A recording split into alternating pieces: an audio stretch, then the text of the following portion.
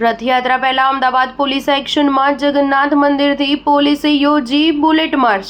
આગામી 27 જૂને ભગવાન જગન્નાથની આગામી 148મી વાર્ષિક રથયાત્રાની તૈયારીઓના ભાગરૂપે અમદાવાદ પોલીસે સોમવારે રાત્રે નિર્ધારિત શોભાયાત્રા માર્ગ પર બુલેટ માર્ચ યોજીને સુરક્ષા વ્યવસ્થાનું નિરીક્ષણ કર્યું હતું। રથયાત્રા દરમિયાન કાયદો અને વ્યવસ્થા જળવાઈ રહે તે માટે સોમવારના રોજ રાત્રે 10:30 વાગે યોજાયેલી બુલેટ માર્ચ દરમિયાન અંદાજે 100 જેટલા પોલીસ કર્મચારીઓ બુલેટ મોટરસાયકલ પર રથયાત્રાના મુખ્ય માર્ગો પર પેટ્રોલિંગ કરવામાં આવ્યું હતું। બુલેટ માર્ચને જમાલપુર સ્થિત જગન્નાથ મંદિરથી મહંત લીલી ઝંડી આપી હતી।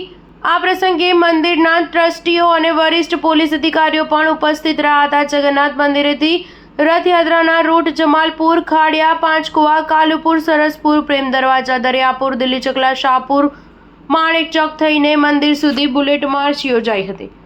આ માર્ચમાં પીઆઈ, પીએસઆઈ સહિત 100 જેટલા પોલીસ કર્મીઓએ ભાગ લીધો હતો। વરિષ્ઠ અધિકારીઓએ બુલેટ માર્ચ વિશે વાત કરતા જણાવ્યું હતું કે બુલેટ માર્ચનો બેવડો હેતુ છે બુલેટ માર્ચ દ્વારા જનતામાં વિશ્વાસ પ્રસ્થાપિત કરવો અને કર્મચારીઓને યાત્રા માર્ગ પરના સંવેદનશીલ વિસ્તારોથી પરિચિત કરાવવા। રથયાત્રાના સુચારુ આયોજન માટે તે પૂર્વે રૂટ પરના સંવેદનશીલ પોઈન્ટ ચેક કરવામાં આવ્યા હતા। રૂટ પરના જે પોઈન્ટ પર સુધારા વધારાની જરૂરિયાત ગણાય ત્યાં કરવામાં આવશે।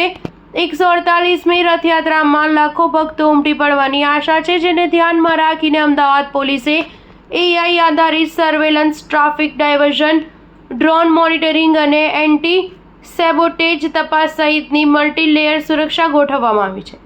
રથયાત્રાના રૂટ પર ડ્રોનની મદદથી એઆઈ સજ્જ કેમેરા દ્વારા સર્વેલન્સ કરીને વિવિધ માહિતી મેળવવામાં આવશે, જેમાં ચોક્કસ જગ્યા પર કેટલા લોકોની ભીડ છે તે વિગતો ગણતરીના સેકન્ડમાં મળી જશે। રૂટ પર કોઈ શંકાસ્પદ રીતે દોડતી વ્યક્તિ પર પણ નજર રાખી શકાશે। આગામી દિવસોમાં શાંતિપૂર્ણ અને ઘટના મુક્ત કાર્યક્રમ સુનિશ્ચિત કરવા માટે નાગરિક એજન્સીઓ અને મંદિર વ્યવસ્થાપન સાથે વધુ કવાયત અને સંકલન બેઠકોનું આયોજન કરવામાં આવ્યું છે। સ્ટાર ન્યૂઝ 7 હંમેશા સચ્ચાઈની સાથે।